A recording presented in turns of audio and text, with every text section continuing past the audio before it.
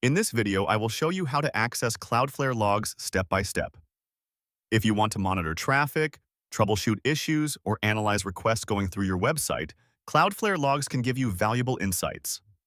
Follow along, and you will be able to find and use them. First, log into your Cloudflare dashboard and select the website you want to view. From there, go to the Analytics or Security section, depending on what type of logs you need. Cloudflare provides basic request data inside the dashboard, but for full logs, you will need to enable Logpush, which is available on certain plans.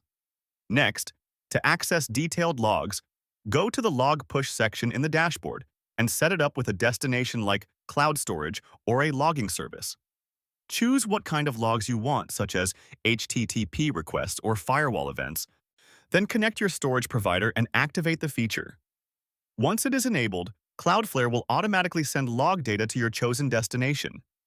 Finally, open your storage or logging platform to view and analyze the logs. You can filter requests, check IP addresses, and identify errors or suspicious traffic. If you do not see logs right away, give it some time since delivery can take a few minutes. That is it. You now know how to access Cloudflare logs and use them to better understand your website traffic.